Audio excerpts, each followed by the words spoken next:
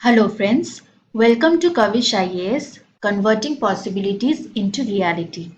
आज हम मेंस पर्याप्त के इस सेशन में जीएस पेपर 3 से एनवायरमेंटल साइंस सेक्शन से सीबीडी के बारे में पढ़ेंगे। Now what is CBD? It is Convention on Biological Diversity or simply Biodiversity। Okay, now ये टॉपिक इतना इम्पोर्टेंट क्यों है? इससे प्रीलिम्स में इस साल 2023 में एक क्वेश्चन आया था और मेंस में भी हो सकता है ज़रूर आए। ठीक है, the question was related to Nagoya protocol if you remember. और जैसा कि आपने देखा है कि एनवायरमेंटल साइंस से इस साल बहुत सारे क्वेश्चंस आए थे, लगभग 30% क्वेश्चंस आए थे। हो सकता है मेंस में भी एनवायरमेंटल साइंस उतना ही इम्पोर्टेंस होल्ड करता हो। So we cannot ignore this section, we cannot neglect this section and we have to focus equally for this part as well.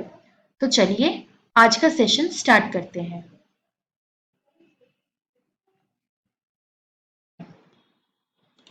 So first of all, we need to understand what biodiversity is. क्या है biodiversity? It is the variation or heterogeneity of plant and animal species in a particular habitat, geographical region or area. आप इन तीनों में से कोई सा भी लिख सकते हैं। वेरिएशन और हेट्रोजेनिटी मतलब कितने टाइप्स ऑफ प्लांट्स और एनिमल स्पीशीज है हमारे पास एक गिवन एरिया में, गिवन जियोग्राफिकल एरिया या फिर पर्टिकुलर हैबिटेट में, that is biodiversity.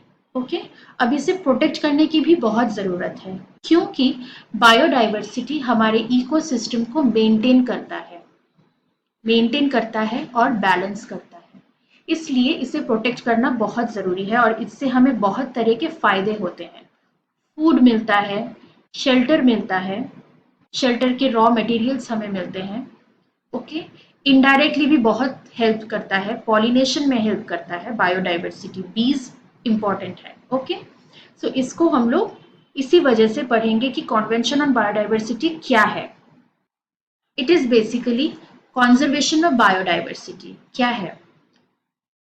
United Nations convention on biological diversity या फिर जिसे हम शॉर्ट में कहते हैं सीबीडी, दूसरा नाम है इसका biodiversity convention which was established in the year 1992। Okay, इसका मोटो क्या है? ये 3 मोटो है मेनली, इसके बहुत सारे मोटोज लिखे हुए हैं पर आपको ये 3 याद करने हैं। क्या है? कॉन्जर्वेशन ऑफ बायोलॉजिकल डाइवर्सिटी, सबसे पहले तो उससे कॉन्जर्व करना। दूसरा पार्ट है sustainable use of its components. Sustainable use का मतलब होता है किसी चीज को ऐसे यूज करना चाहिए ताकि वो फ्यूचर के लिए भी रह जाए, पूरा खत्म नहीं कर देना, दैट इज सस्टेनेबल यूज। तो बायोडाइवर्सिटी को ऐसे यूज करो, फूड के लिए हो या फिर किसी भी दूसरे पर्पस के लिए हो, कि फ्यूचर जनरेशन के लिए वो रहे, that is sustainable use. Third point is fair and equitable sharing, मतलब बायोडाइवर्सिटी के जो रिसोर्सेस हैं उन्हें हमें इक्वली फेयरली सब में शेयर करना है। एक देश के पास या फिर एक ऑर्गेनाइजेशन के पास मैक्सिमम बेनिफिट्स चले गए, दूसरे के पास कुछ नहीं बचा, ऐसा नहीं होना चाहिए। ठीक है, so fair and equitable sharing of benefits arising from the genetic resources. तो बायोडाइवर्सिटी से जो भी हमें बेनिफिट्स मिल रहे हैं उन्हें हम फेयरली और इक्विटेबली कैसे शेयर करें वो भी हमें देखना होगा। अभी इस सीबीडी के कितने पार्टिसिपेंट्स हैं? 196 countries including India plus European Union. EU मतलब European nations union. Okay, how was it formed? As we have already seen, it was formed in 1992, where in the Rio Earth Summit. Where is Rio? Rio de Janeiro is in Brazil. ठीक है, 3 organisations ने मिल के बनाया था, unsaid, अनएफसीसीसी, अनसीसीडी। ये तीनों याद रखने हैं हमें। यूएन से यूनाइटेड नेशंस होता है, सी से कॉन्फ्रेंस या फिर कॉन्वेंशन होगा। इन दिस केस अनसेड में it's conference on ED, environment and development. It is very easy. दूसरा है UNFCCC. UN, F stands for framework, CCC Convention on Climate Change. Okay. Third one is UNCCD, UN Convention to Combat Desertification. Desertification मतलब कहीं से plant बिल्कुल खत्म हो गया हो, जैसे कि हमारे देश में राजस्थान में थार भी है और लद्दाख भी है, that is a cold desert, ठीक है, जहां से वेजिटेशन चली गई हो, दैट इज डेजर्ट। तो डिजर्टिफिकेशन भी हमें नहीं करना है। क्लाइमेट चेंज का कुछ प्रोटोकॉल है और एनवायरनमेंट का डेवलपमेंट के लिए कुछ प्रोटोकॉल्स हैं। इन तीनों ने मिलके रियो अर्थ समिट पे सीबीडी को फॉर्मुलेट किया था कि बायोडाइवर्सिटी को हम कैसे कॉन्जर्व कर सकते हैं। Now, how is it relevant to sustainable goals? As we have already seen in our previous sessions, sustainable goals is set up by the United Nations. Okay? इसके 17 गोल्स होते हैं।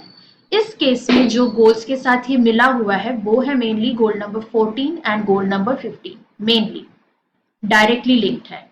गोल number 14 is life below water, मतलब marine या फिर aquatic ecosystem. Life on land is terrestrial ecosystem. It is also partly linked to climate action as well. Okay, now let us move on. अभी CBD अपना progress check करने के लिए एक conference conduct करता है, that is called the conference of parties, COP. ठीक है, यूएन के जितने भी कॉन्फ्रेंस ऑफ पार्टीज होते हैं उन सबको कॉप कहा जाता है। COP doesn't mean it is only related to biodiversity, ठीक है। बायोडाइवर्सिटी का जो लेटेस्ट कॉप हुआ था that is COP 15, it was conducted in 2022 के दिसंबर में खत्म हुआ, COP 15। Okay, that is related to biodiversity. इस कॉप 15 को एक और नाम से पुकारा जाता है, that is Paris movement for nature. Now why is it called Paris movement for nature? आप सभी ने शायद पेरिस एग्रीमेंट के बारे में सुना होगा। It is an agreement again where UN is involved, taking care of the climatic change. Climate change के बारे में पेरिस एग्रीमेंट डील करता है, ठीक है। सो पेरिस एग्रीमेंट में ऐसे बहुत सारे प्रोटोकॉल्स हैं जो कि कॉप 15 में दोबारा से अडेप्ट किए गए हैं, इसीलिए इसे पेरिस मूवमेंट फॉर नेचर भी कहा जाता है। So COP 15 is equal to Paris movement for nature, we must remember that. Okay, यहां से कुछ प्रोटोकॉल्स बनाए गए, जो फ्रेमवर्क बनाए गए वो है GBF, global biodiversity framework, global biodiversity framework. दूसरा एक और नाम है इसका Kunming Montreal GBF। Why Kunming Montreal?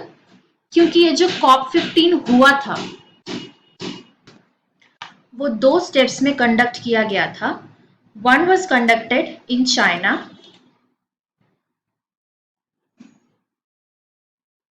दूसरा हुआ था कनाडा में। सो कनमिंग इज इन चाइना, कनमिंग और Kunming, whatever you in whichever way you want to pronounce it, and then Montreal is in Canada, ठीक है। इसलिए इस GBF को कनमिंग मॉन्ट्रियल GBF भी कहा जाता है। You must not gate confused अगर ये दोनों वर्ड्स वहां पे ऐड कर दिए गए हैं। Okay, now there are around 21 targets and 10 headline goals associated with this framework. इस फ्रेमवर्क में जो स्टेप्स बोले गए हैं कि आपको ये करना है ये करना है, उसमें कुछ टारगेट्स हैं और कुछ गोल्स हैं। कहीं कहीं पे आपको ये टारगेट्स 23 भी बोले जाएंगे, डू नॉट गेट कंफ्यूज्ड, दोनों करेक्ट हैं, ठीक है। ओवरऑल अभी हमें समझना है what is the difference between targets and goals. क्यों टारगेट बोला गया है, गोल बोला गया है? गोल का मतलब होता है हमें क्या करना है, what is the job. Okay, मतलब स्टार्ट करना, स्टॉप करना, इंक्रीज करना, डिक्रीज करना, that is our goal. Target में you add a numerical value to it, कितना परसेंट बढ़ाना, increasing by 30%, increasing by 20%, decreasing by what percent, like that. So target एक ज्यादा प्रिसाइज टारगेट अचीवमेंट होता है जो आपको अटेन करना होता है, वेरस गोल आप थोड़ा सा भी करोगे हो जाएगा। You just have to increase, आपको एक ओवरऑल शो करना पड़ेगा कि हाँ मुझे बढ़ाना था डाइवर्सिटी, या स्पीशीज का नंबर बढ़ाना था, अबंडेंस बढ़ाना था, मैंने बढ़ा दिया, इस तरह से। ओके, अब इनमें 30x30 टारगेट बहुत फेमस हो रहा है। क्या है 30x30 target? 30%, 30%, restore 30% of those degraded ecosystems by 2030। सब कुछ आपको 10 साल के अंदर अंदर करने हैं। ये ओवरऑल एक लगभग 10 साल के गैप में होता है। इसके पहले का टारगेट 2020 तक का था, ठीक है। सो जो डिग्रेड हो गया है उसको आपको रिस्टोर करना है फॉर 30%, और जो डिग्रेड नहीं हुए हैं, प्रॉपर हैं, उनको भी आपको 30% मेंटेन करना है। एटलीस्ट 30% जो नॉन डिग्रेडेड इकोसिस्टम्स है उनमें से 30% आप इकोसिस्टम सिलेक्ट कर लीजिए, वहां पर आपको कंजर्व और मैनेज करना है। किस तरह के? Obviously land and sea, terrestrial, inland water, inland मतलब पॉन्ड, फ्रेश वाटर जो भी होते हैं, लेक्स, ठीक है, जो आपके लैंड के ऊपर ही होते हैं, ठीक है। कोस्टल एरियाज में जाने की जरूरत नहीं होती। Coastal areas, marine ecosystem. Understood? Next slide. अभी जो रिपोर्ट आई है COP15 में कि पिछले 10 साल में हमने क्या क्या किया, वो रिपोर्ट अच्छी नहीं आई है। कैसे? WWF की लेटेस्ट लिविंग प्लैनेट रिपोर्ट के हिसाब से देखा गया है कि 1970 के बाद से अब तक हमने वाइल्ड लाइफ 69%, और if you want to remember it better, around 70% we have lost. Wildlife इतना चला गया है पिछले 50 सालों में। If you fail to stop biodiversity crisis, अगर हमने बायोडाइवर्सिटी क्राइसिस अभी भी स्टॉप नहीं किया तो कुछ सीरियस कॉन्सिक्वेंसेस हो सकते हैं। किस तरह के? नेचर हमें clean air, water, food, medicine, material, जो भी ह्यूमैनिटी की सर्वाइवल के लिए इम्पॉर्टेंट है, ये सब कुछ ठीक से प्रोवाइड नहीं कर पाएगा, बिकॉज ये सब कुछ हमें बायोडाइवर्सिटी से ही आता है, प्लांट्स एंड एनिमल से ही आता है, ठीक है। तो ये सारे सर्विसेज फुलफिल नहीं होंगे तो हमें मिलेंगे कहाँ से? तीसरा पॉइंट, ये इंपॉर्टेंट है, और क्यों इसे पेरिस मोमेंट भी कहा गया है उसका एक पॉइंट यहाँ पे जस्टिफिकेशन है। It lacks the mandatory ratcheting mechanism. What is ratcheting mechanism? We will see that involves periodic review and upgradation of the targets। मतलब आपने जो भी प्रोटोकॉल सेट किया है उसको आपको मॉनिटर करना पड़ेगा, रिव्यू करना पड़ेगा, जरूरत पड़ी तो उसको अपडेट भी करना पड़ेगा। Ratchet mechanism is a part of Paris Agreement, understood, wherein NDCs, that is nationally determined contributions, her country का जो जो कंट्रीब्यूशन होना होता है, जितने भी पार्टिसिपेंट्स हैं, उन सबको रिव्यू किया जाता है और अपडेट किया जाता है इन 5 years, हर 5 साल में। ये जो रिव्यू वाला प्रोग्राम था, रैचेटिंग मैकेनिज्म था, ये पिछले 10 साल वाले कॉप में नहीं हुआ था। ओके, अप टू 2020 ये नहीं हुआ था, ये होना चाहिए था। तो इस चीज को ठीक करने की जरूरत है। दूसरा, आईची टारगेट्स अनफुलफिल्ड रह गए। आईची targets mainly deal with conservation, ठीक है, वो साइंस टेक को कैसे इन्वॉल्व करना है, how is economic depending upon this thing, इन सब से उसको कोई फर्क नहीं पड़ता है। वो हार्ड कोर बायोडाइवर्सिटी को कैसे कॉन्जर्व करना है, इस पे टारगेट करता है, ठीक है, ये चीज दिखाता है। तो क्या पॉइंट्स हो गए? एक तो क्या COP15 में निकाला गया, एक तो हमने 70% बायोडाइवर्सिटी लॉस कर दी। दूसरा इंपॉर्टेंट था, हमने ठीक से रिव्यू नहीं किया। तीसरा था, आईची टारगेट के साथ उसने आईची टारगेट्स को ठीक से फुलफिल नहीं किया। ओके, ये 3 मेन है, this one and this one. तो जो न्यू ग्लोबल बायोडाइवर्सिटी फ्रेमवर्क है, उससे आप क्या एक्सपेक्ट करोगे, क्या मिलना चाहिए? वो जो पुराने प्रॉब्लम्स थे उनको सॉल्व करना होगा ऑब्वियसली। क्या है? It must follow CBD rules. CBD के क्या रूल्स हैं? कॉन्जर्व करना, सस्टेनेबली यूज करना, और फेयर एंड इक्विटेबल शेयरिंग करना of bio resources, that is the CBD rules. Obviously अब CBD के लिए फ्रेमवर्क बना रहे हो तो CBD रूल्स तो उसे फॉलो करने ही होंगे, तो ये एक पॉइंट हो गया। दूसरा हो गया मॉडर्न टेक्नोलॉजीज को यूज करना, मतलब अब चलो साइंस एंड टेक को इसमें इनकॉर्पोरेट करते हैं, ट्रेडिशनल वेज से हमसे नहीं हो पाया, now we have to incorporate science and technology. Third क्या है? SDG, MDG, Aichi biodiversity targets and other environmental maintenance strategies, सबके साथ इसको करस्पॉन्ड करना पड़ेगा। एसडीजी मतलब सस्टेनेबल डेवलपमेंटल गोल्स, एमडीजी मतलब millennial developmental goals, Aichi diversity targets हम पढ़ेंगे। दूसरे बायोडाइवर्सिटी टारगेट्स हैं कुछ, जैसे कि नागोआ प्रोटोकॉल्स हैं, कार्टाजेना प्रोटोकॉल्स है, वो भी हम देखेंगे। और भी बहुत सारे प्रोटोकॉल्स होते हैं, पेरिस एग्रीमेंट, इन सब के साथ उसको करस्पॉन्डेंस मेंटेन करना होगा। ठीक है? आप कोई ऐसा फ्रेमवर्क, ऐसा कोई स्टेप, ऐसा कोई प्रोटोकॉल नहीं बना सकते जो इनमें से किसी एक को कॉन्ट्राडिक्ट करे। आपको सबके साथ मिलजुल करके टारगेट्स सेट करने होंगे। नेक्स्ट, डिटेल्स में बेसिकली ये वाले दो पॉइंट्स, सीबीडी रूल्स को फॉलो करना है और साइंस एंड टेक्स्ट को यूज करना है। डिटेल में हम कैसे करेंगे? Protection and sustainable use of biodiversity requires participation of all stakeholders. Stakeholders मतलब जितने भी पार्टिसिपेंट्स हैं, कंट्रीज हो गई, ईयू हो गया, कंपनीज हो गई, सबके सब, मिनिस्ट्रीज हैं, जितने भी लोग इसमें पार्टिसिपेंट्स हैं, सबको अपना सही तरह से योगदान देना पड़ेगा। Agriculture, forestry, fishery, energy, tourism, trade, finance, इन सब में। टूरिज्म, ट्रेड, फाइनेंस भी बायोडाइवर्सिटी से लिंक्ड हैं। बायोडाइवर्सिटी के बेसिस पे ही तो नेशनल पार्क्स बनते हैं, तभी तो टूरिज्म बढ़ता है, उससे ट्रेड बढ़ता है और फाइनेंस भी बेटर होता है। ओके, सो एनवायरनमेंट का हमारी इकोनॉमी पे भी बहुत अच्छा रोल है।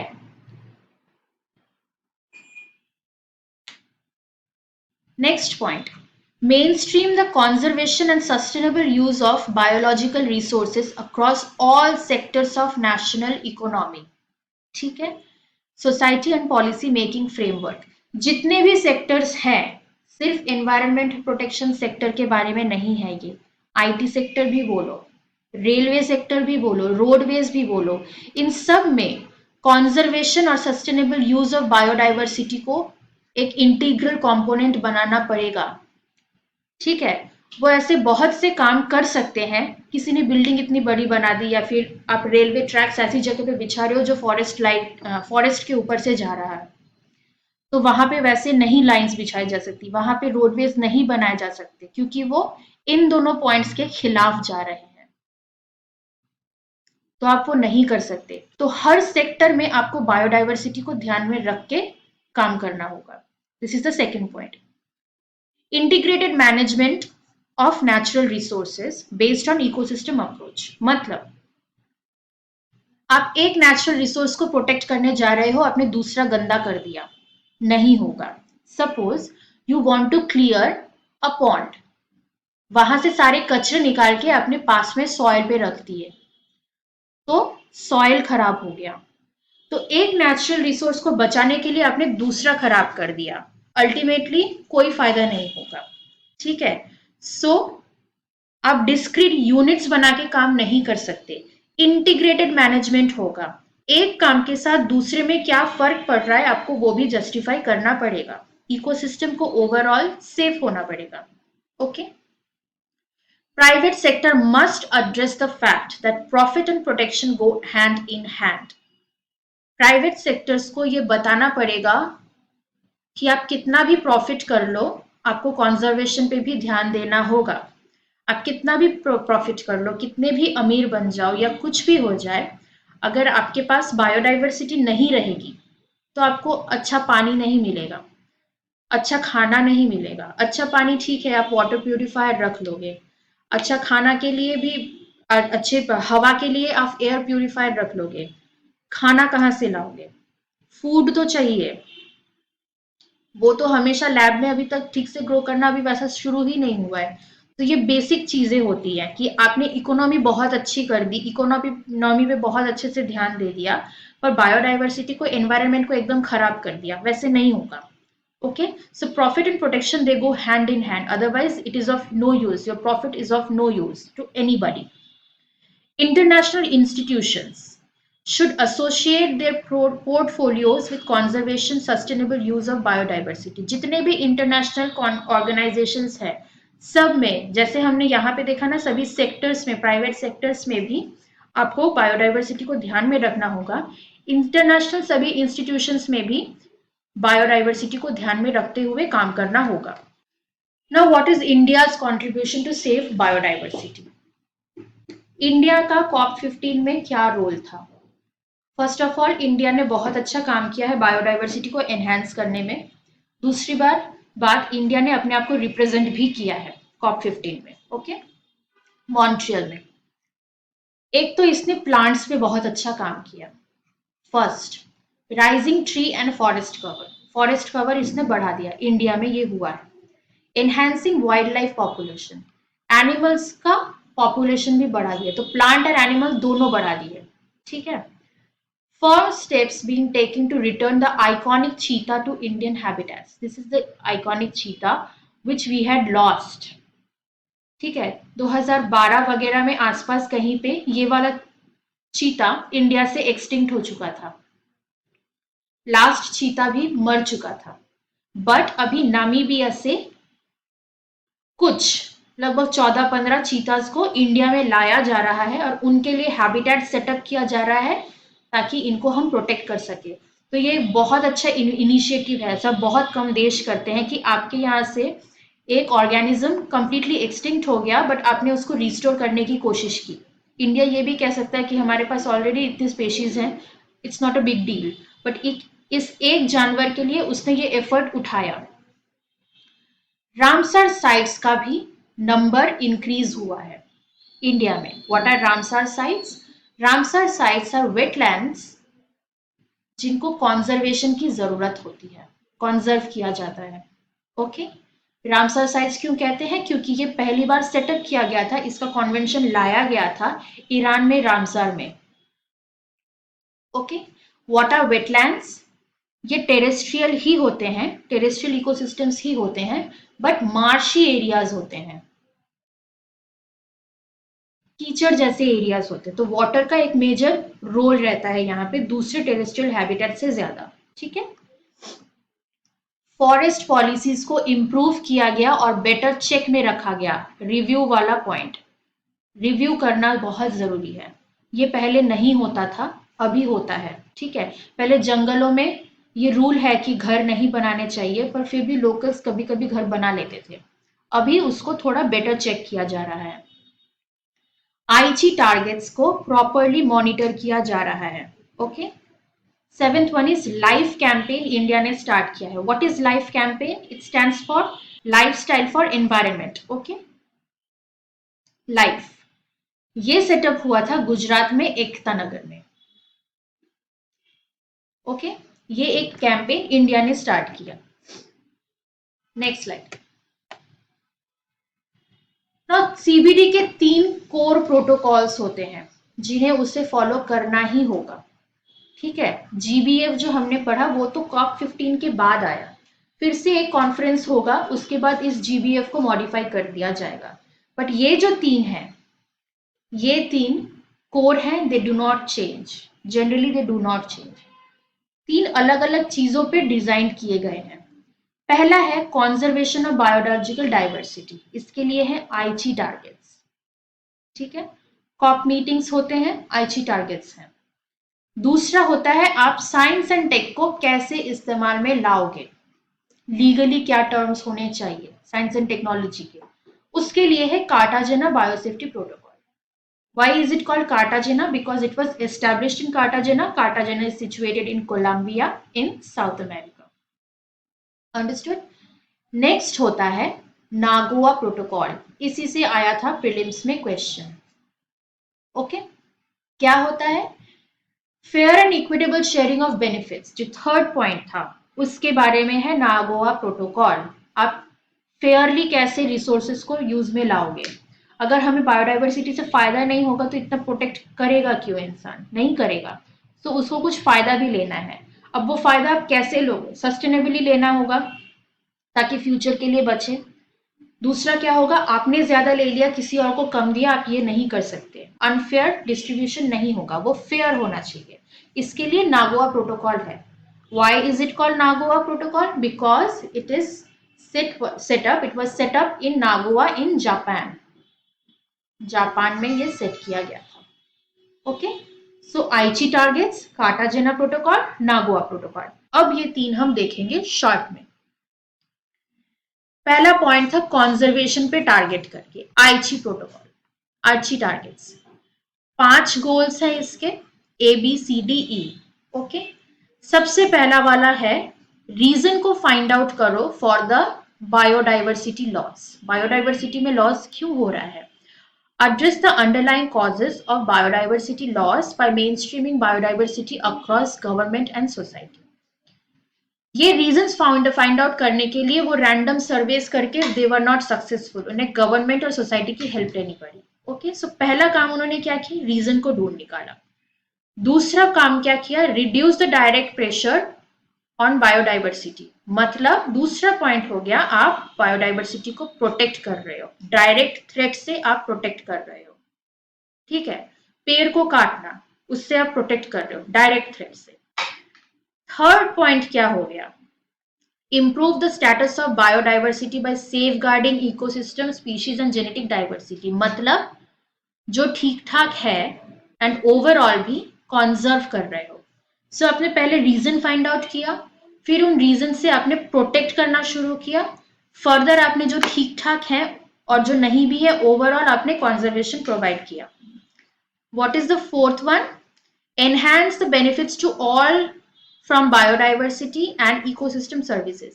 सबको आपको बेनिफिट्स प्रोवाइड करने होंगे, ये बेनिफिट्स का शेयर आपने बढ़ाया। अगर आप बेनिफिट नहीं शो करोगे तो कोई हेल्प नहीं करेगा, इंक्लूडिंग प्राइवेट सेक्टर्स। जैसे प्राइवेट सेक्टर को भी आपको एक इस तरह से बेनिफिट शो करना पड़ेगा। कार्बन क्रेडिट्स के बारे में आपने पढ़ा होगा, हमारे भी मेंस में एक सेक्शन है कार्बन एमिशन पे, आप वो वाला वीडियो भी देख सकते हैं, जहाँ पे अगर आप पॉल्यूशन कम करते हैं तो आपके कुछ पैसे बचते हैं, और अगर आप पॉल्यूशन बढ़ा देते हैं, कार्बन एमिशन बढ़ा देते हैं, तो आपको पैसे इंसेंटिव के रूप में, फाइन के रूप में देने पड़ेंगे। सो उसे हम कहते हैं carbon credits. Either you save your carbon credits और you have to buy carbon credits, like that. Okay, so benefits in terms of money you have to give them, और इन अदर टर्म्स। फिर होता है capacity building, एक strong organisation बनाना या फिर strong body बनाना। स्ट्रॉन्ग ऑर्गेनाइजेशन बनाना कैसे? आप उसमें पार्टिसिपेटरी प्लानिंग, नॉलेज मैनेजमेंट और पार्टिसिपेंट्स को बढ़ा दोगे।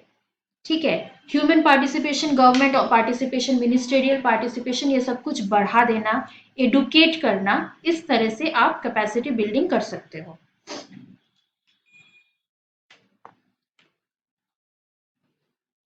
Next point is the Cartagena protocol. क्या था? सेफ यूज ऑफ बायोटेक्नोलॉजी, और as we have called it science and technology. ठीक है, international treaty governing the movements of living modified organisms, LMO, resulting from modern biotechnology from one country to another country। What is LMO? आप सबने GMO के बारे में पढ़ा होगा, genetically modified organism. LMO उससे डिफरेंट है, इसमें जीन एडिटिंग होती है। ठीक है, इसमें जेनेटिक इंजीनियरिंग होती है। They are different. In what way? You have to go to the other slide. We have another presentation, another video on this. Genetically modified organisms के ऊपर है, जेनेटिक एडिटिंग के ऊपर है, आप वो फॉलो कर सकते हो। LMO जो है वो जेनेटिक एडिटिंग से बनता है और ये लीगल है, whereas GMO इज इलीगल, आप नहीं कर सकते। ठीक है, नाउ LMO एक कंट्री से दूसरे कंट्री में ट्रांसफर करने के लिए कुछ लीगल प्रोटोकॉल्स फॉलो करने पड़ते हैं, वही हम देखेंगे क्या है। It was adapted in 2000। Okay, it was adapted in 2000। Objectives क्या है? The protocol establishes procedures for regulating the import and export of LMO। Import export के लिए क्या प्रोटोकॉल्स है वो बताएगा। सेफ्टी मॉनिटर करेगा इन टर्म्स ऑफ व्हाट? ये जब ट्रांसपोर्ट कर रहे हो उसमें वो LMO की हैंडलिंग, पैकेजिंग, ये सब कुछ आपको देना पड़ेगा, दिखाना पड़ेगा। ठीक है, स्टोर कैसे कर रहे हो, इस तरह से। प्रॉपर डॉक्यूमेंटेशन भी आपको प्रोवाइड करनी होगी, जो बताएगा कि ये कौन सा ऑर्गेनिज्म है, इसकी रिक्वायरमेंट्स क्या है सेफ हैंडलिंग के लिए, स्टोरेज के लिए, ट्रांसपोर्ट के लिए, इस तरह से। और अगर कुछ प्रॉब्लम हुई या फिर मुझे कोई डाउट है and I am doubtful sceptical about this LMO, क्योंकि इसमें थोड़ा सा तो जेनेटिक एडिटिंग हुआ है, मैं किसको कांटेक्ट करूं, उसका कांटेक्ट डिटेल्स होना चाहिए। ठीक है, सो बेसिकली एलएमओ को लेकर के कार्टाजेना प्रोटोकॉल है। Next is Nagoa protocol. It discusses about the sharing of the genetic resources and ABS, access and benefit sharing. मतलब आप एक रिसोर्स को कितना एक्सेस कर सकते हो, फिर उसको शेयर कैसे करोगे, that is access and benefit sharing. Okay, it provides a transparent legal framework. It needs to be transparent, सबको पता होना चाहिए, अदरवाइज फेयर नहीं होगा. Okay, for effective implementation of the third objective of CBD. This is the third objective of CBD. What are the obligations? कौन से compulsory rules हैं इसके? It sets core obligations or rules for its contracting parties. मतलब जो 196 countries हो गई, दूसरी companies हो गई, EU हो गया, ठीक है, to take measures in relation to access to genetic resources, benefit sharing and compliance. मतलब जो हमने देखा कि कॉप 15 में जो भी रिजल्ट्स आए थे कि आईची प्रोटोकॉल ठीक से फॉलो नहीं हुआ या फिर वाइल्ड लाइफ डिक्रीज हो गया, रिव्यूज रैचेटिंग मैकेनिज्म ठीक से नहीं हुआ, उसके लिए कोई पेनल्टी वगैरह कुछ था नहीं, उन्होंने दूसरा जीबीएफ बना दिया. बट ये ऑब्लिगेटरी है, अगर ये फॉलो नहीं होंगे तो इसके बैड रिजल्ट्स कुछ भुगतना होगा गवर्नमेंट को, उस पार्टिसिपेंट को कुछ भुगतना होगा. That is called obligation. Okay, तो इस सेक्शन से मेंस का क्या क्वेश्चन बन सकता है जो आपको 150 वर्ड्स में लिखना है अपने लैंग्वेज में. Discuss the ways and means to ensure biodiversity enrichment. आप बायोडाइवर्सिटी को कैसे एनरिच करोगे, mentioned in the coming Montreal global biodiversity framework. इस फ्रेमवर्क में क्या कहा गया है, बायोडाइवर्सिटी को एनरिच करने के लिए क्या करना होगा, उसको आपको 150 वर्ड्स में फिनिश करना है. तो आपकी प्रैक्टिस कीजिए. फर्दर अगर आपको कोई भी डाउट्स हो तो आप हमें कांटेक्ट कर सकते हैं इस दिए हुए नंबर पे. एंड देन अगर आपको हमारे ऑनलाइन और ऑफलाइन क्लासेस की भी रिक्वायरमेंट हो तब भी आप हमें कांटेक्ट कर सकते हैं. हमारे ऑफलाइन क्लासेस होते हैं हाजरा रोड में in Kolkata. You can contact us with the given number only. Okay, till then stay happy, stay healthy. Thank you and all the best.